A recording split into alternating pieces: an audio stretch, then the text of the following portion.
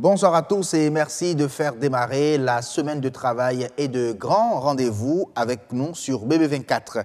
Ce soir, le grand rendez-vous reçoit une activiste défenseur de l'environnement, un utilisateur de drones et une mémé, voilà, chef de collectivité, pour nous parler bien évidemment de la DOT. Bienvenue donc à chacun et à tous et suivez la météo.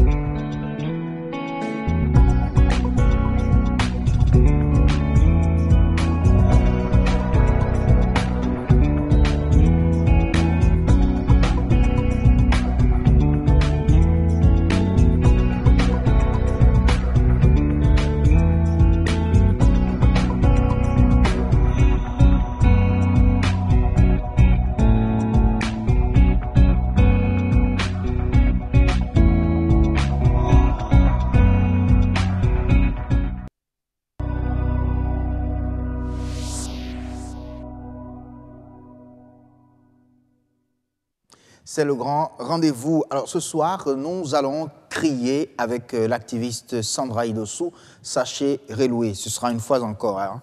Et on retient tout simplement qu'on va revenir sur la loi, sur les sachets plastiques. Et il faut donc la sensibilisation avant l'application, dit-elle, sur nature et bien-être.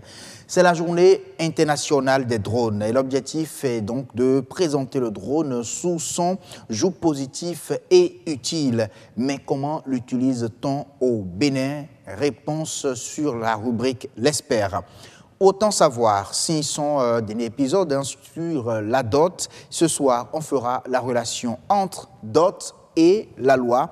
Que dit la loi sur la dot? Autant savoir y répond, bien évidemment, en surfant sur l'expérience d'une personne âgée, chef de collectivité. Le grand rendez-vous, c'est également le journal. Et vous le savez, ce soir, c'est Estelle Pazou qui sera à la présentation. Bonsoir Estelle. Bonsoir à vous, Wassioum.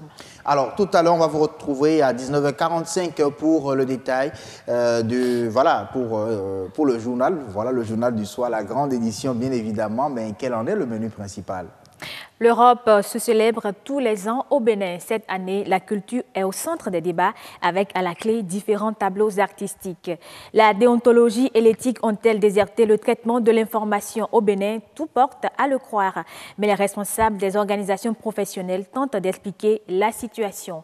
Et puis, la maison Douce Monceau, le sculpteur sénégalais décédé en 2017, abrite ses œuvres, une façon de rendre hommage à l'illustre disparu. Tous les détails sont à suivre à 19h45. Bien sûr, tout à l'heure à 19h45 pour les détails, parlant bien sûr du journal. On ouvre bien sûr les plateaux sur le grand rendez-vous et c'est Nature et Bien-être qui est en premier.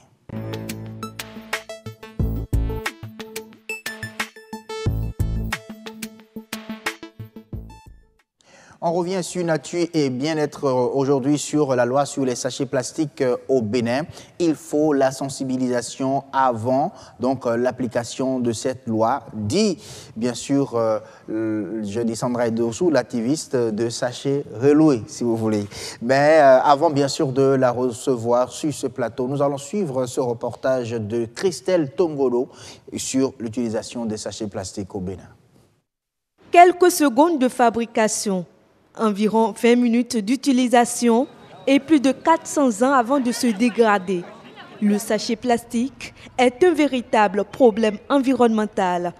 Il y a tellement de dégâts par rapport au sachet plastique qu'à un moment donné, il faut se lever et dire non. L'aliment qui reste dans le sachet, au contact du sachet, imprègne les substances chimiques et en consommant ça, on est en train d'accumuler des éléments toxiques dans notre organisme. Au regard de ces nombreux impacts, le gouvernement du Bénin a adopté et promulgué une loi qui interdit désormais la commercialisation et l'utilisation des emballages non biodégradables. Mais il faut constater que depuis ce vote, rien n'a changé. Les sachets plastiques sont plus que jamais présents dans la nature.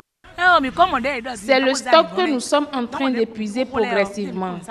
Dès que ce stock sera épuisé, nous n'utiliserons plus de sachets plastiques. Moi, je ne sais pas qu'il a une loi comme ça de ne pas acheter dans les sachets noirs. Si on ne constate pas quelque chose sur les sachets, on ne peut pas interdire de ne plus utiliser.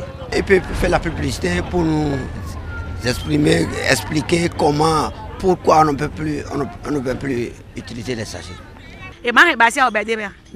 Les clients n'auront qu'à se munir d'une bassine. Avant, il n'y avait pas de sachets plastiques.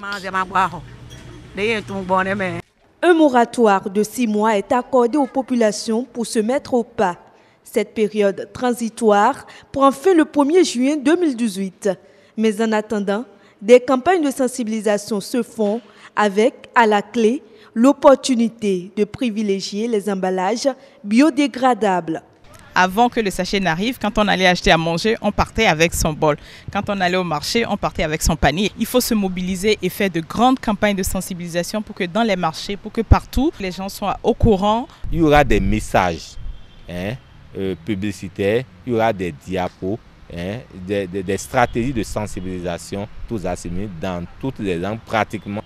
Donc, c'est la promotion des sachets biodégradables maintenant. Cette loi, avec les décrets d'application, donnera des agréments aux entreprises ou bien aux groupements qui vont importer ces sachets biodégradables dans notre pays. Dans le processus de l'application de la loi, il faut sensibiliser, mais il faut aussi sanctionner. Les produits d'interdiction de ces sachets, si on retrouvait ça chez un consommateur, ou bien on retrouvait ça chez un vendeur, il est puni d'une amende allant de 100 000 à 10 millions. Et il peut avoir encore une peine d'emprisonnement de 6 mois. Même si tu es vendeur de sachets ordinaires au marché et qu'on retrouve des sachets non biodégradables chez toi, tu as payé d'amende de 10 000 à 500 000. Il serait difficile d'envisager de lourdes peines dans un environnement socio-économique tendu. Et donc, la promotion des emballages biodégradables apparaît comme la solution alternative. Alors, à la suite de ce reportage, il y a certainement beaucoup de questions, commençant bien sûr par est-ce qu'on a déjà arrêté l'importation des sachets plastiques au Bénin, par exemple? On va répondre en tout cas à tous ces est-ce que là tout à l'heure, avec l'aide bien sûr de Sandra Idossou. Bonsoir. Bonsoir. Merci d'être là. C'est un plaisir. On continue toujours de crier sachet Reloué, c'est ça? On continue et il faut justement que ça rentre dans les habitudes maintenant. Dans les habitudes, bien là. Bonsoir Amandine Niabosso. Bonsoir à vous, Assur Ngaba. La pleine forme, c'est ça, hein? Ça peut aller. Ça peut aller. Allez, on se retrouve ce soir et on pour se répondre au est-ce que, c'est ça. Vous savez, Assur, la loi sur les sachets plastiques a été votée depuis bientôt 6 mois. Et en juin, la répression va démarrer. Et comme on la connaît très active sur le terrain, Sandra Idossou ne s'est pas du tout reposée pendant cette période. Dites-nous un peu ce que vous avez eu à faire depuis le vote de la loi sur les sachets plastiques. Depuis 6 mois, donc, quoi qu'on a commencé avant que la loi ne soit votée, mais depuis quelques mois, nous sommes sur le terrain et nous sensibilisons les gens sur les dangers du sachet plastique. Il faut remarquer que la plupart des personnes qui continuent pas à manger dans le sachet plastique ne se rendent pas du tout compte du danger. Et donc, aujourd'hui, une loi est votée, c'est une très bonne chose, mais il faut absolument qu'on soit en mesure d'amener, d'expliquer au fait à nos populations pourquoi est-ce qu'il faut éviter de manger dans les sachets plastiques et pourquoi est-ce qu'il faut éviter, ou alors pourquoi est-ce qu'il faut adopter de nouveaux comportements responsables. Ce n'est pas du tout facile parce que ce sont des habitudes que nous avons nous avons adopté depuis 20 ans, donc depuis 30 ans. Depuis notre naissance. Voilà, enfin, quoique, je pense qu'avant, il n'y en avait pas autant. Je pense que c'est vraiment depuis ces 20 dernières années qu'on s'est vraiment laissé aller au sachet plastique. Et donc, aujourd'hui, il faut amener les gens à le comprendre. Moi, comme je dis, je suis entièrement pour... Enfin, je suis très contente que la loi soit votée, mais pour moi... Ça ne veut rien dire si on n'explique pas les choses à nos populations. Il faut vraiment aller, et ça me fait de la peine. Vendredi, on était à Porto Novo, on est allé à un endroit où cette bonne femme vendait tellement de la nourriture et tous ceux qui venaient acheter dans le sachet plastique. Et ça continuait à emporter.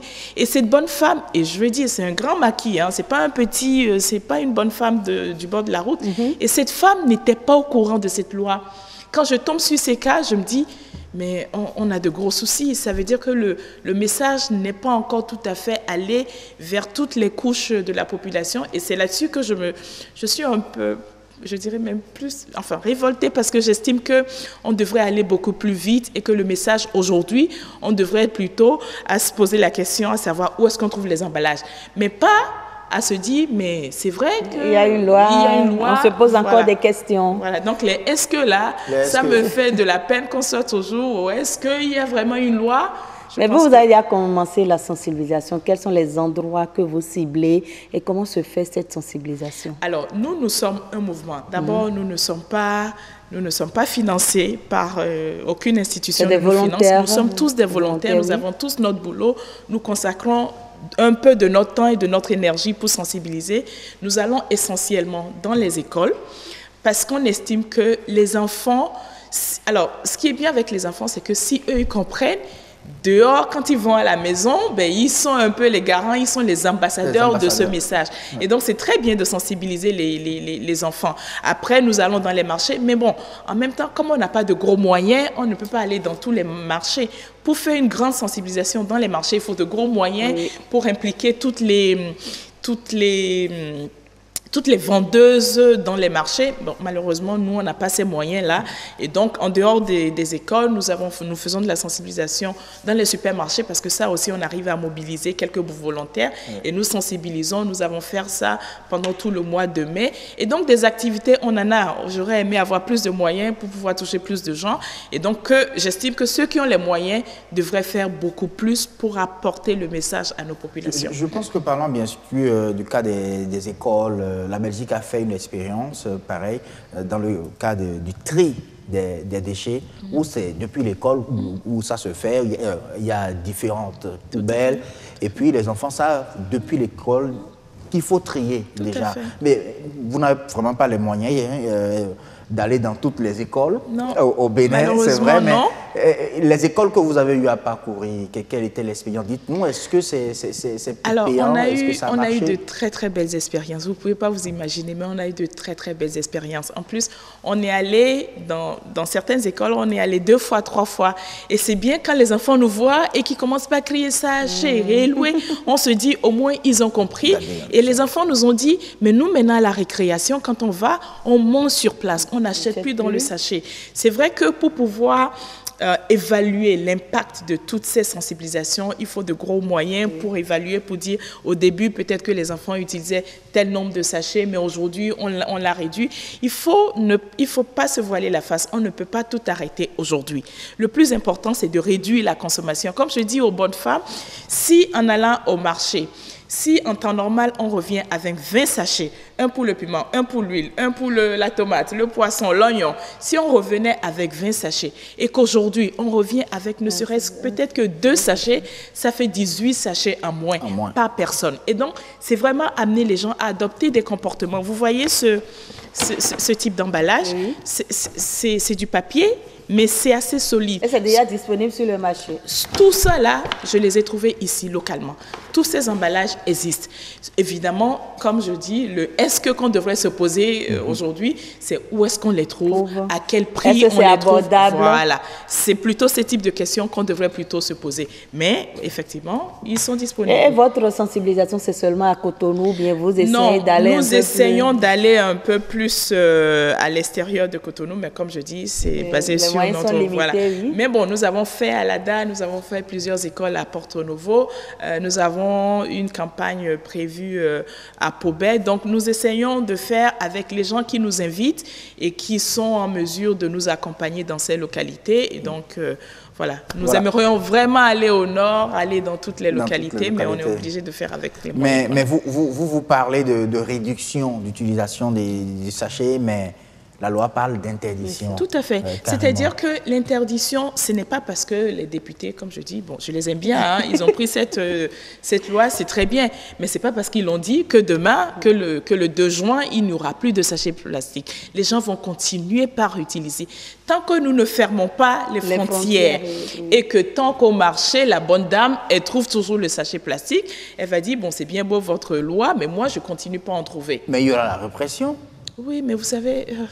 Bon, la répression sur... Apparemment, 12 000... vous n'y croyez pas trop. Non, parce que je trouve que ça va nécessiter plus de moyens que si on sensibilisait des gens.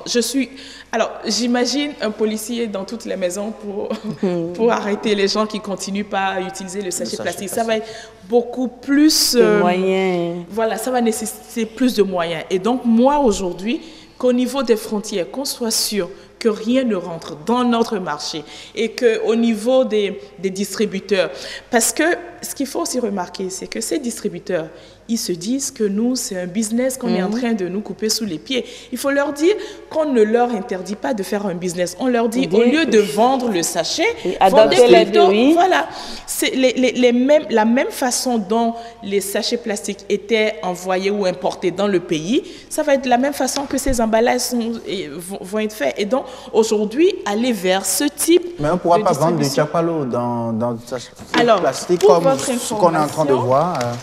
Il y a plusieurs... Alors, je ne sais pas si je peux tout sortir. Oui, voilà. Ce sont des emballages biodégradables. C'est fait à base de papier. Et donc, les vendeuses de Tchapalo, peuvent l'utiliser. Elles peuvent l'utiliser. À la limite, bon, peut-être que ça va coûter un peu plus cher que le sachet plastique, mais si on comprend que c'est pour sa santé, à ce moment-là, on va peut-être investir dans ce type. Mais vous avez l'impression que les autorités ne s'engagent pas réellement dans cette lutte? C'est une très bonne question. Je fais ce que moi, je peux faire. J'estime que les autorités ont les moyens pour faire, pour toucher plus de gens. C'est déjà là, donc et la répression va démarrer. Si on ne donne pas autre chose aux populations, comment elles vont faire? Est-ce que ça va prendre? Moi, je pense que ça va prendre si on se remue un peu les fesses. Enfin, je suis désolée de le dire comme ça, mais si on va... Si au-delà des paroles, on pose des actes, si on sensibilise les gens, si on ferme les frontières, ça va prendre. Moi, j'y crois. Moi, si je mets mon temps et mon énergie dans cette lutte, c'est parce que je sais que ça va prendre. Mais pour que ça prenne, il faut faire voilà, il y a des préliminaires. Et l'autre combat également, c'est les sachets plastiques au bord de nos plages. Écoutez, bon, ça aussi, c'est un grand combat parce que, vous savez, on nous dit aujourd'hui qu'en 2050, la façon dont nous utilisons les sachets plastiques, si nous ne faisons rien, en 2050, on va avoir plus de poissons on va avoir plus de sachets que de poissons. Et donc, il faut sensibiliser pour que quand on va à la plage, parce qu'au fait, c'est juste dans nos comportements. On va à la plage, on va prendre un adoyo ou un yaourt et on va juste jeter. On se pose pas la question, qu'est-ce que ces sachets deviennent? Et donc, il faut responsabiliser les gens. Et donc, justement, le 13 mai, nous avons une activité sur nos plages pour amener les gens, quand ils viennent à la plage, à venir avec les poubelles voilà, jetables. Et que quand les gens finissent, qu'ils puissent repartir chez eux avec ces poubelles. Exactement. Voilà. Et ça, c'est bien. Je pense que ce serait vraiment bien. Vraiment. Qu'on contrôle chaque famille. Est-ce que vous avez amené votre poubelle? Sans poubelle, vous n'entrez pas. Exactement. Il faut le faire. Je veux dire, il faut choquer les gens, mais ce n'est qu'en faisant ça que petit à petit, les gens vont adopter de nouveaux comportements. Et il faut les accompagner. Il faut que ces poubelles soient disponibles. Il faut que le message passe et il faut qu'on ne soit pas en mesure de trouver ces sachets dans nos Est-ce que vous avez l'impression qu'après le 1er juin, ça va beaucoup crier, c'est ça? Enfin, moi, je suis impatiente que le 1er juin arrive. Voilà, il nous reste un mois et je suis impatiente. Voilà. Merci beaucoup à vous, Sandra. Toujours disponible. Voilà. Par contre, je voulais... C'est vrai que dans les emballages, ça, c'est un petit geste. C'est un petit sac que chacun peut coudre et en avoir. Et donc, si vous l'avez sur vous, pour tous vos achats, ça vous évite de rentrer à la maison. Avec des 20 sachets. Voilà, donc ça coûte rien. Chacun peut le faire. Peut le faire, effectivement. Merci beaucoup à vous, Sandra. Merci Amandine Aniabossou. À très bientôt. Oui. Allez, ben, on va se retrouver sur Nature et Bien-être, environnement, vendredi. Oui. On parlera toujours sachet plastique. sachet plastique. Oui, on va inviter un entrepreneur qui va nous proposer ce qu'il a comme alternative au sachet plastique. Au sachet plastique, oui. Ben, ce serait aussi bien. En tout cas, les alternatives, il y en a. Donc, il faut sensibiliser. On a compris votre message. Sandra, à très bientôt. Merci à vous. Sur le grand rendez-vous, cette fois-ci, on va partir avec les drones. Peut-être qu'avec les drones, on va peut-être évaluer le nombre de sachets plastiques qu'il y a sur le territoire. Mais ça sert à ça aussi, vous ne savez pas. On parlera en tout cas des 1001 utilisations du drone, tout simplement, avec l'expert. Regardez.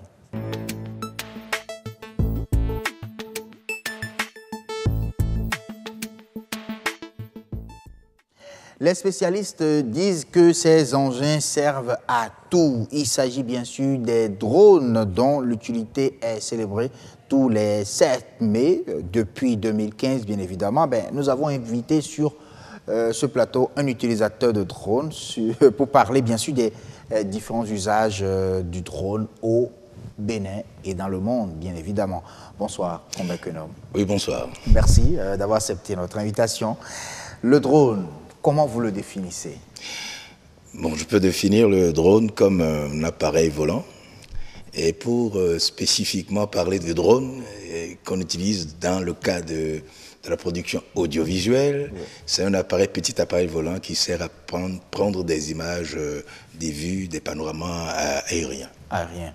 Ah oui. Donc, et comment ça fonctionne? Comment l'utilise-t-on pour avoir les images? Parce qu'avec les caméras, on sait que c'est là et puis il y a une carte à l'intérieur pour filmer et avoir le fichier, en tout cas le tournage. Avec les drones, ça fonctionne comment? C'est presque le même principe. Hein. C'est un petit appareil qui transporte une caméra miniaturisée, une caméra miniaturisée, j'y arrive, oui.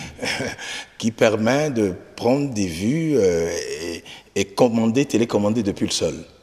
Donc, il y a une manette de commande qui permet de diriger l'appareil, le drone, et qui permet d'orienter sa caméra et d'avoir les plans et les angles de vue qu'on veut, qu'on cherche à filmer. Est-ce que le fait d'être un cadreur, c'est-à-dire un caméraman, tout simplement, vous permet d'utiliser le drone de tout le monde? Pas aussi évident que cela. Je parle de manette, oui. De commande. Il faut apprendre à pouvoir commander un drone, à pouvoir diriger un drone et l'utiliser à bon escient pour avoir de bons résultats. De bons résultats. Alors, mais qu'est-ce qui justifie alors la création, sinon la conception du drone? Bon, bien évidemment. Si vous travaillez dans l'audiovisuel, vous devez comprendre que les images aériennes ont toujours posé de problèmes pour les producteurs.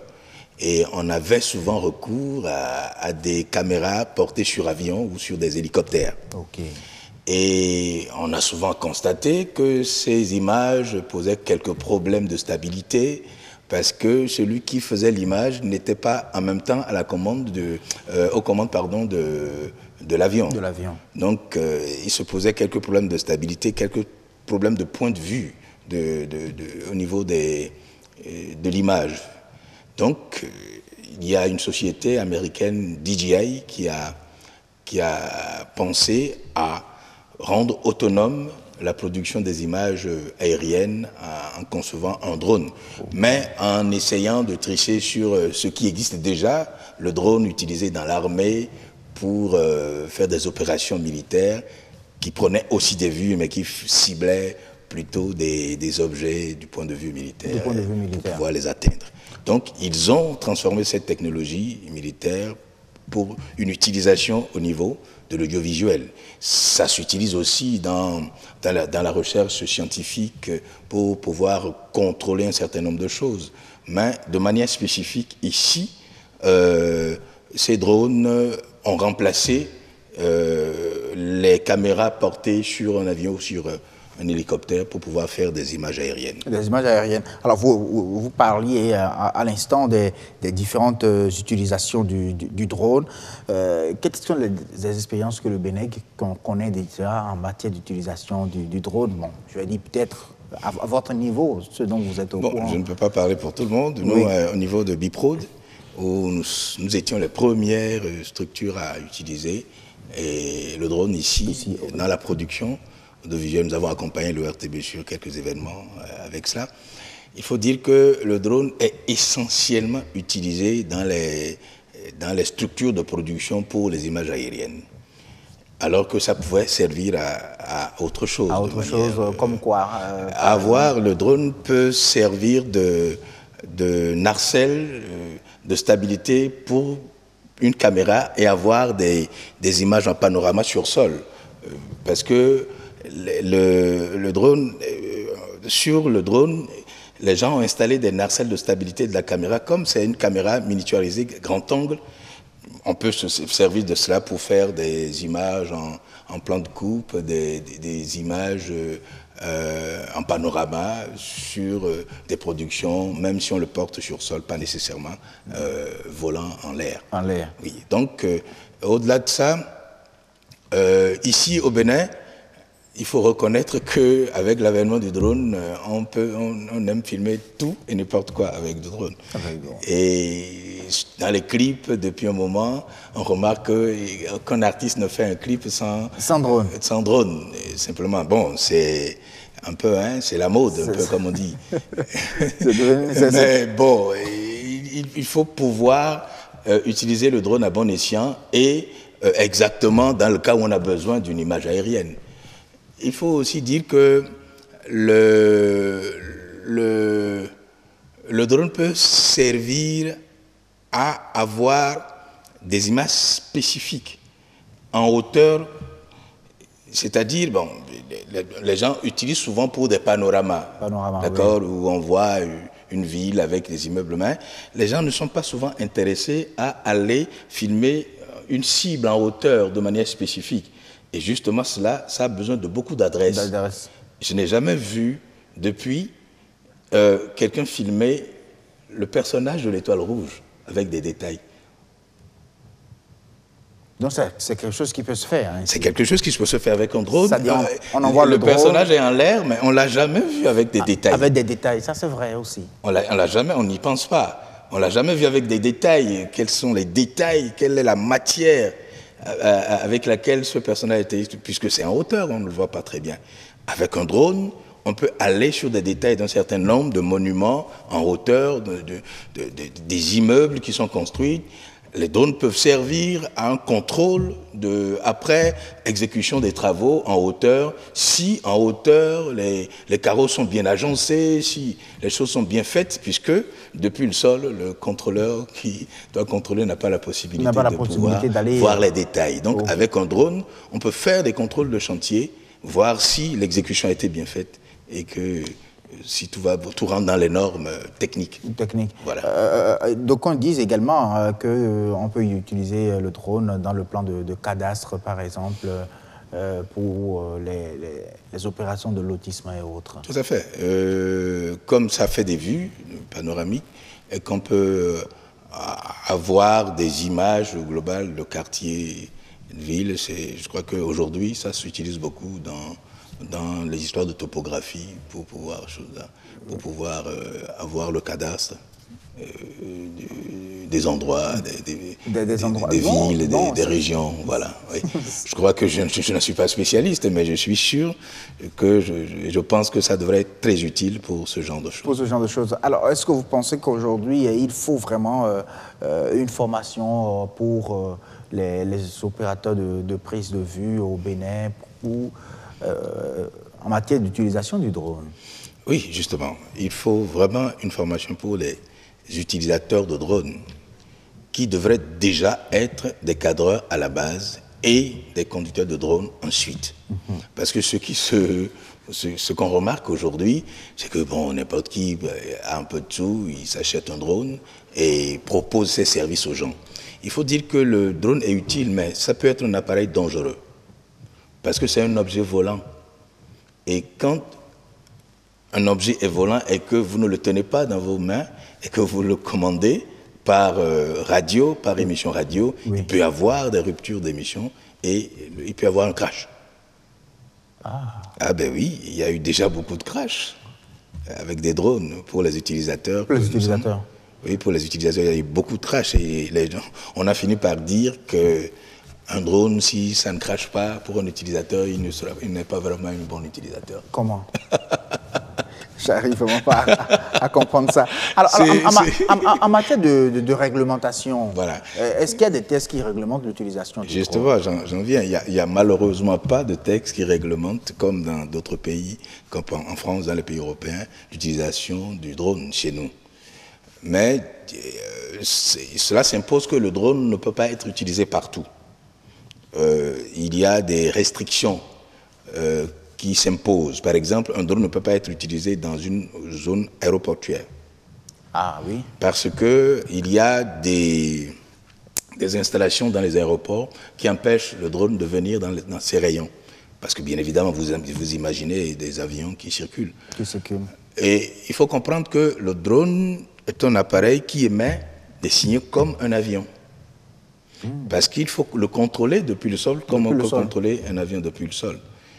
Et il peut y avoir des interférences entre un drone et un autre objet volant. Donc, au niveau des aéroports, il y a quelques mesures de sécurité pour empêcher un drone de fonctionner normalement. Donc, si vous êtes conducteur de drone, si vous utilisez un drone, vous allez remarquer que sur votre manette, dès que vous vous rapprochez d'une zone aéroportuaire, il y a la marque que vous n'avez pas le droit de circuler sur cette zone et que si vous insistez, vous pouvez cracher votre drone. Tranquillement? Tranquillement. Ah oui, donc il y en a eu déjà des cas au Bénin où des gens sont allés dans la zone... non, mais ça se voit sur votre petit écran que c'est une zone qui est interdite de drone. C'est vrai qu'il faut avoir le bon drone qu'il faut, parce qu'il y a des... Bon, je ne veux pas citer de marque de drone pour ne pas faire soit de la publicité, de la contre-publicité, oui. Mais il y a des drones que tout le monde achète qui ne sont pas des drones homologués qu'on devrait pouvoir utiliser même dans le cadre professionnel de l'audiovisuel. C'est au fait des jouets qui portent des caméras que les gens utilisent. Et ça, il faut faire très attention, ça peut être dangereux. Ça peut être dangereux. Ouais. Alors, en matière de drone, combien coûte un drone? Bon, ça dépend. Hein. C'était très cher. Il fut un moment, quand nous on achetait nos premiers drones, c'était à coups de millions. Et maintenant, c'est devenu moins cher. Et ça dépend des drones. Il y a des fantômes simples, il y a plusieurs types de fantômes, fantôme 1, fantôme 2, fantôme 4, fantôme 5. Il y a des X-Payer qui sont des drones plus costauds, qui sont plus professionnels et qui respectent beaucoup plus les normes en vigueur pour l'utilisation de ce genre d'appareil. Oh. Donc ça peut coûter de quelques centaines de mille à des millions.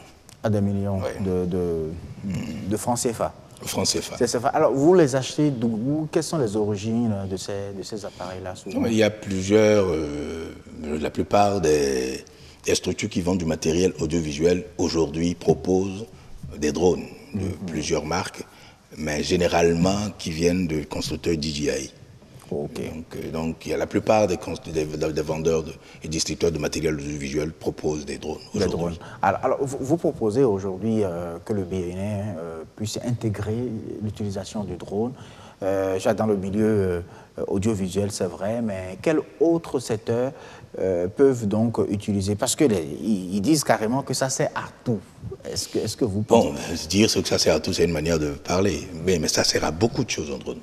Ça peut servir à beaucoup de choses. Et du moment où c'est un objet qui vole et qui peut porter autre chose. Ça porte une caméra dans le cas de l'audiovisuel, mais ça peut porter autre chose. Parce qu'on constate qu'il y a quand même des drones qui sont utilisés dans le e-commerce, par exemple, où on fait des livraisons avec des drones. Oui, mais c'est pas les drones qu'on a là. Il faut faire attention. Voilà. C'est pas les drones. Il y a des zones, il y a des drones qu'on utilise pour le contrôle des frontières, par exemple. C'est-à-dire au niveau des des frontières, il y a des drones que les gardes-côtes utilisent pour faire les contrôles des comptes. Ce n'est pas le même genre de drone.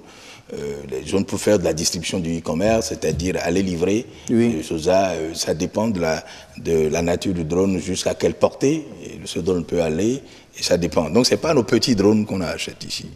Il faut faire attention. Il faut faire attention. Donc, le drone de manière générale, on ne parle pas que du drone qu'on utilise généralement dans l'audiovisuel. Le drone, c'est un instrument magnifique qui peut faire beaucoup de choses, mais pas simplement ce qu'on... Parce qu'en matière de e-commerce, il ne faudrait pas que le gars pense que, bon, j'ai une structure du e-commerce, je peux acheter mes petits drones là et puis faire des livraisons. Non, c'est des drones qui fonctionnent sur, comment dire, sur GPS, à qui on peut demander d'aller d'un point à un point, et d'aller livrer et de revenir. Et pour le moment, nous, on n'est pas à ce niveau de technologie en l'utilisation de drones. Mais ça existe dans des pays où on peut l'utiliser pour le e-commerce, pour la distribution de produits, dans un rayon pas trop large. Pas trop large. Voilà. Merci beaucoup à vous, Comber Kenom. Je rappelle que vous êtes utilisateur de drones. Vous nous êtes venu... Je gère une structure Biprod qui utilise beaucoup de drones voilà, dans les commandes que nous avons et pour nos productions. En tout cas, c'est la première structure à avoir utilisé un drone au Bénin. Peut-être l'une des premières structures à avoir utilisé le drone au Bénin. Et on a souvent accompagné le RTB pour le 1er août. Certainement, oui, vraiment. Merci beaucoup à vous. Merci. À très bientôt. Là, on a juste célébré notre journée internationale du drone sur le grand rendez-vous. On va retrouver dans un instant les autants savants avec eux. Il sera question, bien sûr, d'établir la relation entre la loi et puis la dot. Que dit la loi par rapport à la dot ou sur la dot? On en parle dans un instant.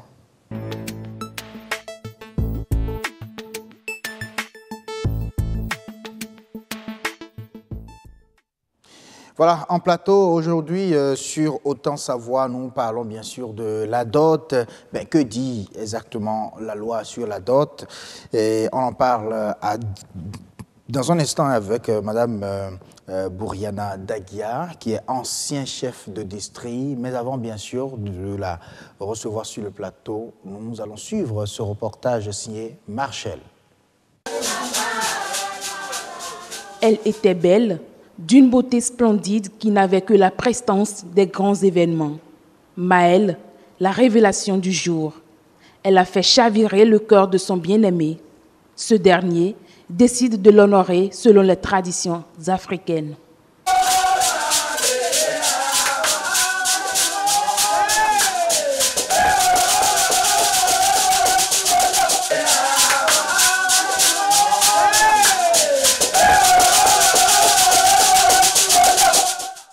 Jour mémorable pour les deux familles, devant une assistance d'hommes et de femmes, parents, amis et soutiens. C'est le jour de la dot. D'une vieille tradition africaine pratiquée dans presque toutes les religions, elle révèle d'une importance capitale dans le processus de l'union entre un homme et une femme.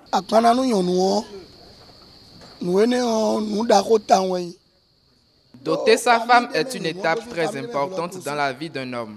Quand tu dotes la femme, tu es respecté dans ta belle famille. Cela permet d'unir les deux familles. Quand tu ne dotes pas la femme, tu n'as aucun droit sur elle. C'est une vieille pratique de nos aïeux qui continue jusqu'à nos jours.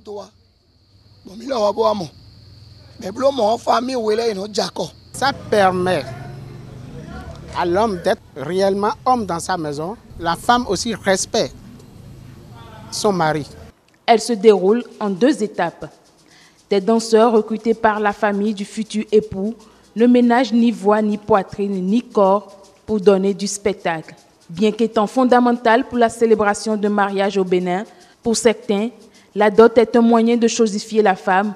Pour d'autres, elle est une valeur traditionnelle à perpétuer. Ce qu'il faut retenir, c'est son caractère symbolique.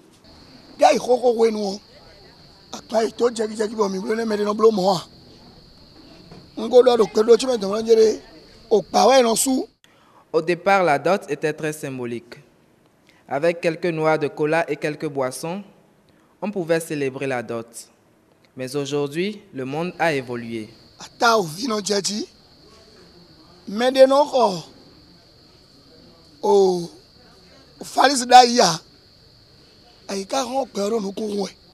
La dot intervient aussi bien avant le mariage civil que le mariage religieux.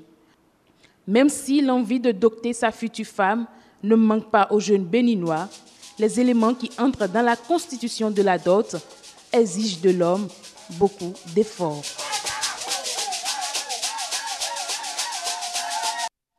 Merci à vous, Marcel Betoro, pour ce reportage. J'espère que vous êtes doté. En tout cas, on aura le temps, bien sûr, de vérifier tout ça dans un instant. On revient en plateau avec Maman Bouriana Daguia, ancien chef district. Bonsoir, maman. Bonsoir. Merci d'avoir accepté notre invitation de venir sur le plateau du Grand Rendez-vous. Tout le plaisir pour moi. Voilà. Agnat Bello, bonsoir. Bonsoir à vous, Assoum Gaba. Bonsoir à vous également, mesdames et messieurs. Oui, je le sais, vous avez été doté par la famille Onifade, c'est ça, n'est-ce pas? Assoum Gaba, je crois que finalement les téléspectateurs le savent déjà. Vous n'avez même plus besoin de revenir dessus. C'est Agnat Onifade, désormais. Agnat Bello, n'oubliez pas le Bello. C'est Onifade. Les deux se tiennent. Oui. On fait la relation entre la dot et puis la loi aujourd'hui. Justement. Que vaut la dot face à la loi? Sur le point de vue, selon le point de vue juridique, justement, nous allons aborder cet aspect avec Madame Bouriana Daguia, que je remercie encore, justement, parce que c'est une mamita que nous sollicitons beaucoup au niveau de BB24. Je rappelle qu'elle est la vice-présidente fraternité Papito Mamita. Bonsoir, maman. Bonsoir. Parce que moi, j'ai l'habitude de vous appeler maman, mais sur ce plateau. Moi, je t'appelle ma belle. Donc, Madame Daguia, dites-nous, pour vous, en tant qu'ancien chef district, quel crédit, c'est-à-dire sur le point de vue juridique, quel crédit peut-on accorder à la dot? Vous savez, la dot, c'est un élément très constitutif de l'union de plusieurs familles. Et lorsqu'on veut vraiment que la société soit basée sur la famille, pour qu'elle puisse bien tenir, je pense que la dot doit être une chose, un élément. Et surtout, je dirais qu'on lui donnera la force nécessaire pour qu'elle puisse être perpétuée. Et c'est en cela que, même si la loi ne dit pas ouvertement le contenu de la dot, mais la loi doit soutenir la dot. D'accord. Il faut quand même rappeler qu'autant au niveau des religions aujourd'hui qu'au niveau de la mairie, c'est-à-dire pour l'état civil, quand vous voulez vous marier, on vous demande si vous avez déjà fait la dot. Pour vous, pourquoi est-ce qu'on insiste autant sur la dot? Merci. Je ne sais pas combien de mariages j'ai célébrés pendant les 12 années que je suis resté au commandement en tant que chef de district. Il m'arrivait même de célébrer 7 mariages le même jour. Mais la première question que je pose toujours, c'est de savoir si l'épouse a été dotée par le futur époux. Et pourquoi? La cause fondamentale, c'est que lorsque l'on veut qu'il y ait union forte, union qui resserre les liens entre les différentes familles, il est donc obligatoire de poser cette question. Et la dot, je dis toujours, c'est l'élément fondamental pour arriver à l'union de deux jeunes êtres qui veulent fonder leur foyer. D'accord. Voilà. Merci beaucoup à Niat, parce qu'il est 19h45 sur le Grand Rendez-vous. On va partir suivre le journal de Estelle Pazou et on va revenir, continuer bien évidemment sur Autant savoir sur cette question de la dot, très très intéressante d'ailleurs. C'est l'heure du journal sur le Grand Rendez-vous.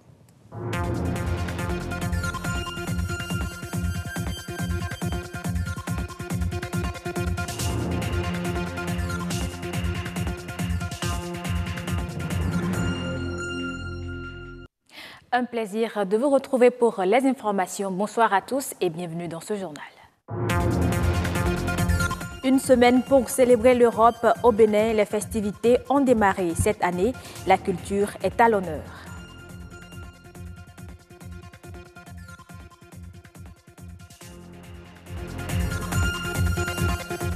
Le traitement de l'information reste le socle même du journalisme. Au Bénin, il se heurte à quelques difficultés qui supplantent la déontologie et l'éthique de la profession.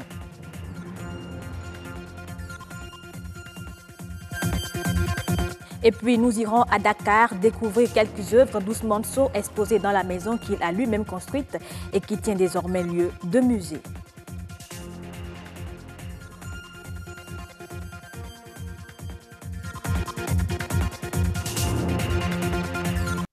Depuis le 4 et ce jusqu'au 12 mai, c'est la semaine de l'Europe au Bénin. Une semaine pendant laquelle la délégation de l'Union européenne et les ambassadeurs des États membres vont se mobiliser pour fêter l'Europe. Cette année, l'accent est mis sur la culture, vectrice de dialogue entre les peuples et comme outil d'intégration de la jeunesse. Les festivités ont démarré vendredi dernier. Igor Ayosso, Marcel Arrossi. 9 mai, journée de l'Europe, est célébrée sur une semaine au Bénin. 7 jours d'activités festives ouvertes par une représentation des étudiants de l'École internationale de théâtre du Bénin. Le peuple est cadavéré, les militaires sont cadavérés, le roi cadavéré, les reines cadavérés. J'ai tué français, j'ai tué allemand, j'ai tué anglais. Moi j'ai tué des Kosovo pour marquer les pas.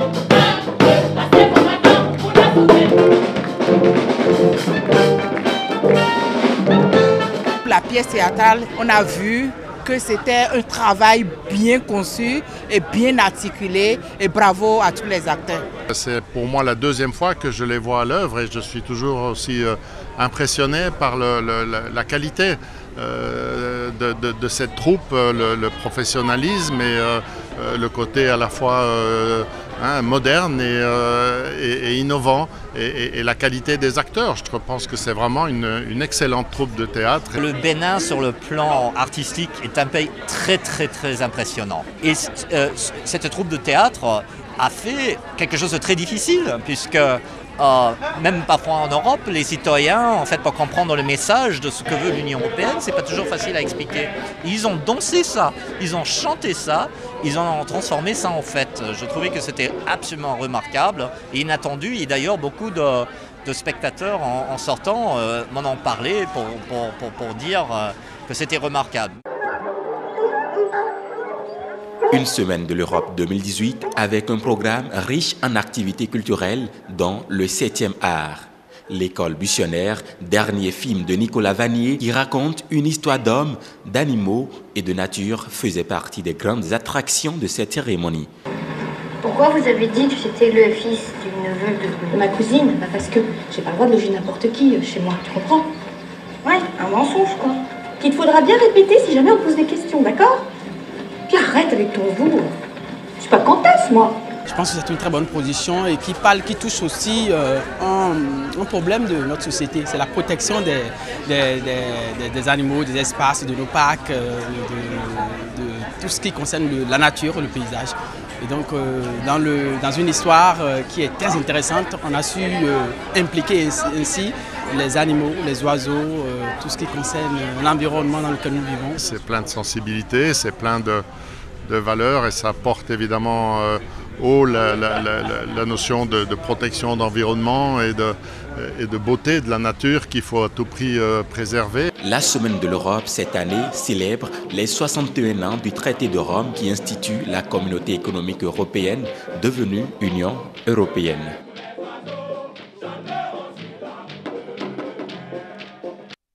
La déontologie et l'éthique sont les règles de base du métier de journalisme. Elles régissent la profession.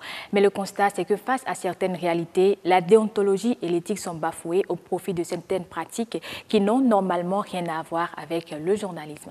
Dieudonné Abimbola. La presse écrite souvent, c'est les mêmes titres.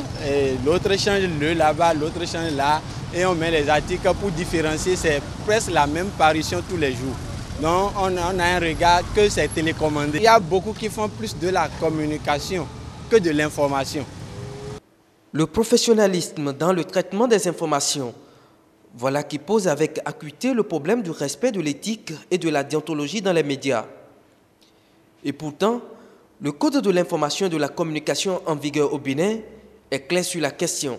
Si éventuellement un journaliste venait à être appelé par une structure ou une autorité pour servir d'attaché de presse ou de responsable de communication, il dépose sa carte de presse auprès de la HAC parce que là, il rentre tout de suite dans un travail de propagandiste, de soigneur d'image. À partir de cet instant, il n'est plus très utile pour le travail de collecte et d'information. En même temps, on lui dit que le journaliste, dans l'exercice de sa fonction, il doit faire en sorte que l'on puisse savoir qu'il respecte le commentaire, il respecte les faits. Donc les deux doivent être séparés.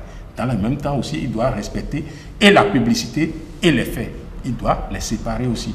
Et par rapport à son travail, toujours, on lui demande tout simplement de faire en sorte qu'on puisse l'identifier par rapport au travail qu'il fait. Le manque de sources véritables de financement des entreprises de presse, le non-respect de la convention collective explique, selon les acteurs, les dérives observées dans la presse. Lorsque le journaliste, pour des raisons économiques, est obligé peut-être de bien parler d'un pouvoir ou d'un homme politique ou d'une entreprise, ce journaliste est-il libre? Oui, parce que c'est une réalité aujourd'hui que les journalistes béninois ne sont pas bien payés. Il y a des entreprises de presse où ils ne sont pas du tout payés. Il y en a où ils sont un peu payés, et puis voilà quoi. D'autres, vous verrez même parfois des stars de télé, des gens connus sur des chaînes de télévision, mais qui gagnent à peine 50 000 francs le mois. Mieux, la plupart des organes, notamment au niveau du privé, sont détenus par des opérateurs économiques ou des hommes politiques. C'est un fait. Vous savez, une société n'a que la presse qu'elle mérite. Parce que, aussi longtemps que la fragilisation des organes de presse est de mise telle que ça se présente, où les organes sont soumis à un dictat au plan fiscal systématique, sont soumis à l'inexistence de l'aide, l'inexistence du fonds. Donc la fragilité amène à ce que, eh bien, plutôt que d'informer, on communique. C'est regrettable. Il faut que nous soyons tous d'accord pour condamner cela. Satisfaire le droit du public à l'information est une exigence démocratique. Une exigence qui nécessite une presse épanouie sur le plan économique et juridique. La coloration des cheveux est une pratique mode en très forte progression.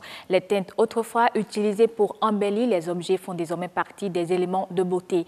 Et les hommes et les femmes sont concernés. Mais les teintures capillaires sont-elles inoffensives? Que doit-on savoir exactement sur ces produits cosmétiques? Mathieu Sokenou, Hospice Ronton.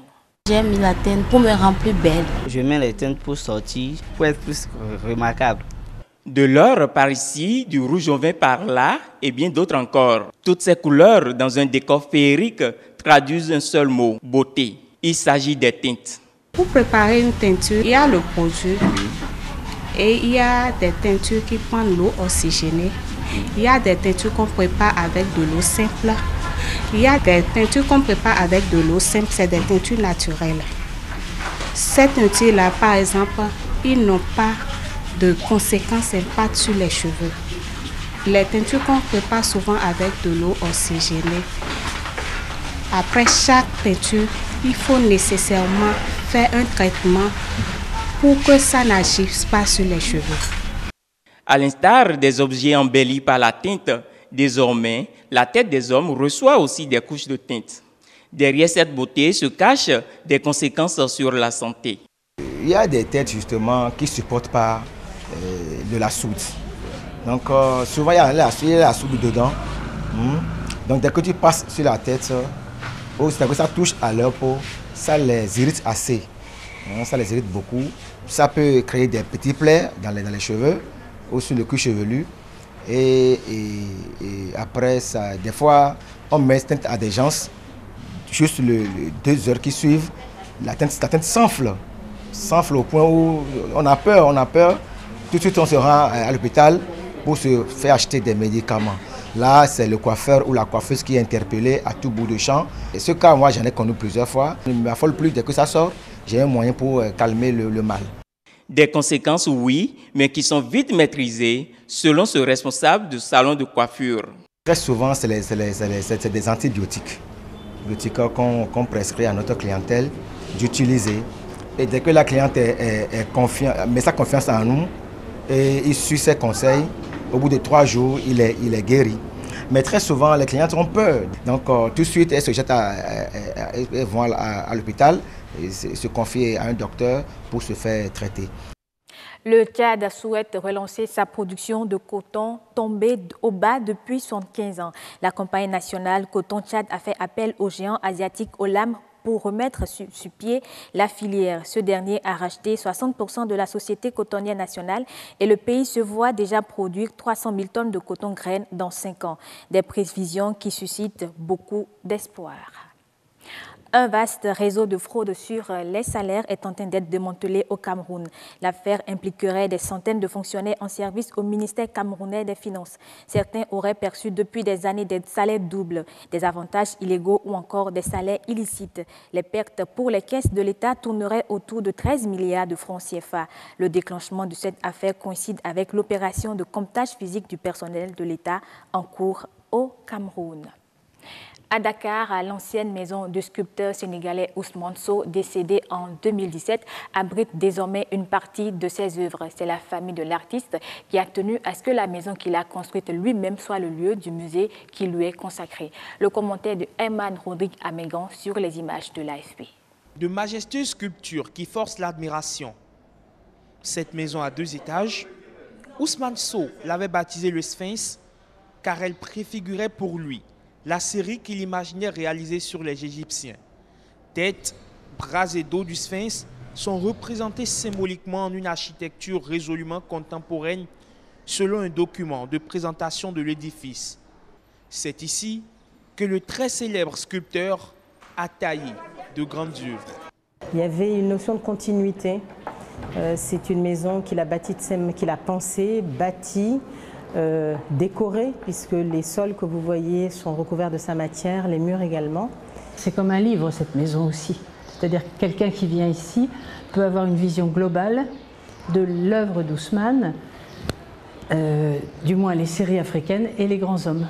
L'inauguration de la maison d'Ousmane Sow a lieu en marge de l'édition 2018 de Dakar, une des plus importantes manifestations de l'art africain contemporain, organisée tous les 2 ans au Sénégal et lancée jeudi dernier. Ici, dans cette demeure qui était considérée comme le jardin secret d'Ousmane Sow, ses œuvres continuent de susciter grand intérêt. Ah mais c'est fabuleux, ça confirme justement mes convictions que c'est vraiment un orfèvre de l'art sculptural dans la mesure où ces sculptures majestueuses nous informent sur la culture mondiale, on va dire, et négro-africaine en particulier. Ousmane Sow est décédé en décembre 2016. L'artiste qui avait été admis à l'unanimité à l'Académie des Beaux-Arts à Paris en décembre 2013 a laissé à la postérité des centaines d'œuvres. Fin de ce journal. Merci de l'avoir suivi. À demain, 12h45. Merci beaucoup à vous, Estelle Pazou, pour la présentation. Bien sûr, en attendant de vous retrouver demain, nous retournons à Maman Bouriana Daguia pour continuer à parler, bien sûr, de dot. Maman, on retient tout simplement que la dot est au-delà même du mariage de 2 êtres. Elle réunit carrément des familles, c'est ça? Exactement.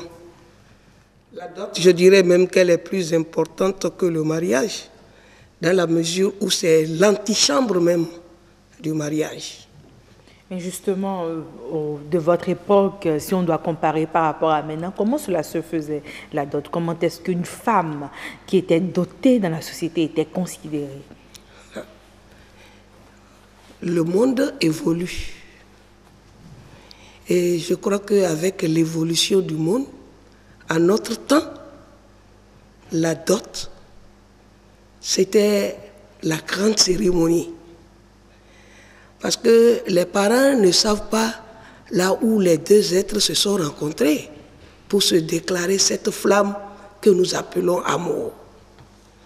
Mais lorsque, entre eux, ils sentent le besoin de faire sortir les relations, l'extérioriser, ils sont donc obligés d'aller vers les parents. Les parents, il y en a 2 de chaque côté. Ça fait combien de familles? 4. Mais lorsque la maman va donner l'information que sa fille va être dotée, ce n'est plus 2. Il y a le papa, ça fait 2 fois 2. Ça fait 2 fois 2. Donc l'équation commence déjà par s'agrandir. Et c'est en ça que la dot est très importante.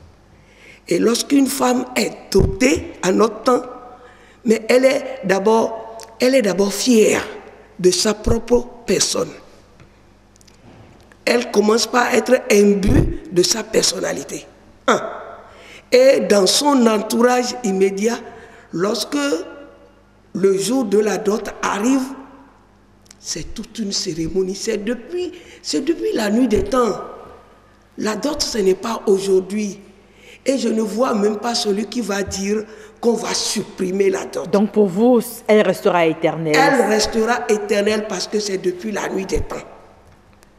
Si l'on veut vraiment que l'union soit sacrée, il faut qu'aucune femme ne s'amuse à aller vivre avec un homme sans avoir été dotée, sans que ses parents n'aient été connus par l'homme et par ses parents.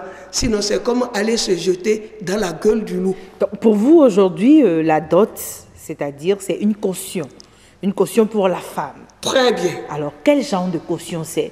Caution de moralité, caution de confiance, caution que tout se passera bien. Quel genre de caution c'est? D'abord, c'est caution de moralité, intrinsèque. Ensuite, c'est caution d'amour. C'est-à-dire que lorsqu'on est doté, on sent qu'on appartient à quelqu'un. Et déjà, d'appartenance donc. Voilà. Et la confiance qui doit s'installer vous amène à être fidèle à votre homme. Donc, vous voyez, ne serait-ce pas plutôt le regard de la société? Parce qu'avant, la relation, elle était à votre niveau, mais aujourd'hui, elle est connue de tout le monde. Ça vous amène à davantage vous respecter, à davantage prendre sur vous pour paraître en tout cas une femme fidèle à ses idéaux? Non. Chacun prendra ses dispositions selon sa position même familiale. Vous voyez? Et chaque femme qui sent qu'elle doit se faire doter doit pouvoir savoir qu'elle devient responsable. C'est-à-dire qu'elle devient responsable du nom de sa famille, l'honneur, la dignité que cela incarne, pour que la prospérité qu'elle veut engendrer à travers sa postériorité puisse être de mise avec l'essence même que l'on donne à la vie. D'accord, mais est-ce que dans sa famille, dans la famille de la femme elle-même, est-ce que son statut change? Est-ce que dorénavant au niveau des réunions, on considère sa voix porte? Ça c'est automatique. C'est-à-dire qu'une fille dotée est comme déjà une mère au sein des conseils de famille. Elle est écoutée, elle est entendue. Elle peut placer son mot parce qu'on sait qu'elle est déjà une responsable. Alors, tout à l'heure, quand vous parliez de la dot, du mariage que vous avez eu donc à célébrer pendant que vous étiez chef de district, vous avez dit que vous demandez souvent est-ce que la cérémonie de dot a été effectuée. Exactement. Est-ce à dire que face à la loi, sans ça, il n'y aura pas de mariage civil? Vous savez, déjà que lorsque vous prenez même les articles que vous allez interpréter, expliquer sur les liens du mariage, et lorsqu'on a l'habitude de demander si quelqu'un peut s'opposer à ce mariage à cet instant-là, une tante peut se lever lorsqu'elle sait que elle n'a jamais été, sa fille a été dotée. Donc c'est pour ça qu'il faut déjà régler tous ces préalables avant d'arriver devant le maire. On a vu des mariages où c'est sur les lieux, mais que chacun prend la clé des champs. Oui, c'est-à-dire qu'il y a des parents, quand ils ne sont pas d'accord, mais ils vont foutre tout en l'air. Et le mariage n'aura pas lieu. Le mariage n'aura pas lieu. Donc il ne faut jamais arriver à cette extrémité-là. Et c'est en cela que la taille qui a besoin de son verre de soda là, il faut le lui donner. à temps. Mais justement, qui a droit à quoi dans la dot? Ça, c'est une grande question. Parce que dans d'autres familles, on te dit la petite maman, la petite soeur de la petite maman, la grande-tante du village. Finalement, qui a droit à la dot? C'est vrai qu'il ne nous reste qu'une minute, mais si vous pouvez déjà répondre à cette question. Chaque famille a sa manière d'imposer la dot. Vous voyez, lorsque vous voulez, dès que vous-même vous dites que vous voulez doter votre fiancé, on vous donne une liste de ce qu'il faut amener. Et on dira les tantes et oncles paternels, les tantes et oncles maternels, les frères et sœurs de la mariée, les cousins. Donc il y a déjà ce listing-là qui se fait. Donc vous êtes déjà prévenus. Et la dot, ce n'est pas le jour où on a rencontré la fille qu'on donne la dot. On peut rester en amitié pendant 1 an, 2 ans, 3 ans. Ça vous laisse le temps de vous préparer. Vous avez le temps de vous préparer. Mais justement, je ne sais pas, parce qu'on a déjà parlé de la dot sur 3 rubriques, mais l'autre aspect, c'est que est-ce que toutes ces formalités, toute cette lourdeur qu'on accorde à la dot ne refrène pas un peu l'ardeur des jeunes à aller vers cette forme-là, justement? Ça prend des proportions. Oui, ça prend des proportions. Pas possibles, hein. On a l'impression que ça coûte trop cher, et c'est trop cher payé et tout.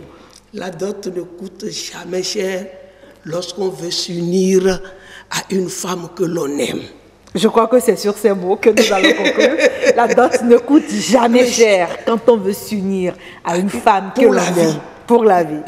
Mesdames et messieurs, j'espère que vous avez compris que l'importance de la dot n'est plus à démontrer dans notre société. Nous sommes allés du nord vers le sud. Nous vous avons emmené dans cette balade amoureuse et traditionnelle. Nous espérons que vous l'avez apprécié. Assom Gaba, terminus pour le bal de la dot. Pour la dot, le prochain sujet, ce sera quoi déjà, Agnès? Ce sera une surprise déjà à découvrir demain. Donc, mesdames et messieurs, restez fidèles. Tout simplement. Merci beaucoup à vous. Merci, maman Dagia. Et à très bientôt. Non, vous restez avec nous le temps qu'on retrouve, bien sûr, Oboubé Kakbo pour nous présenter l'actualité sur la toile. C'est l'actu web.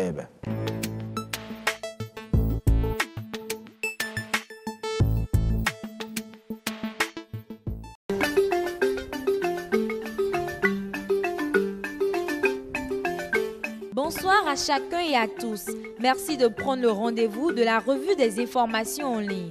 Nous la démarrons par le grand voisin d'à côté.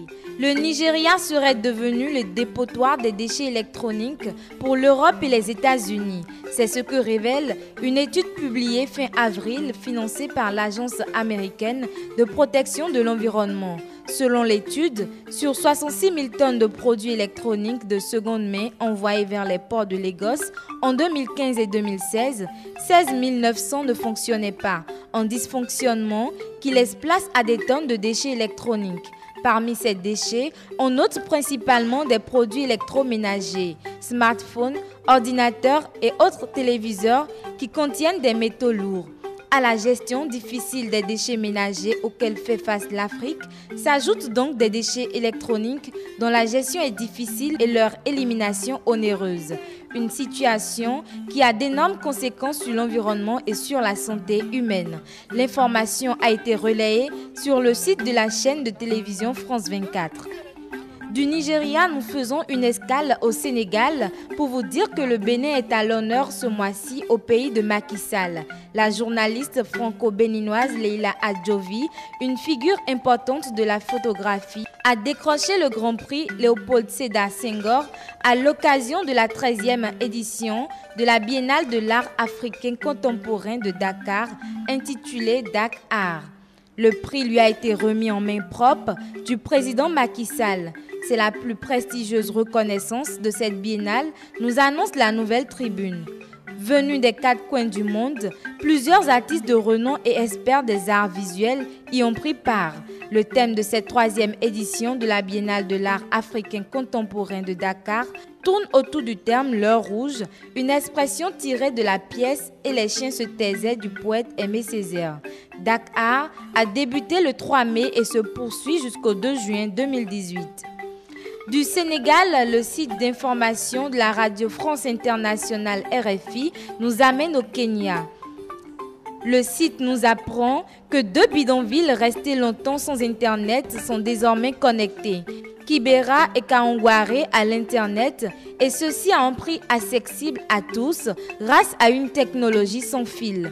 Dans un rayon de 100 mètres, les passants peuvent se connecter à l'Internet illimité via leur smartphone pour moins de 10 centimes l'heure.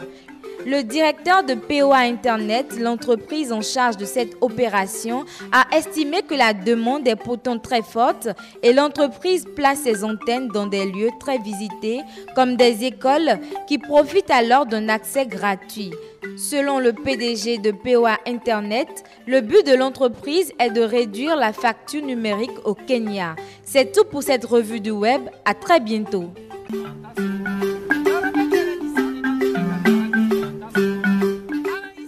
Merci à vous, Oboubé Kako, pour la présentation de l'ActuWeb.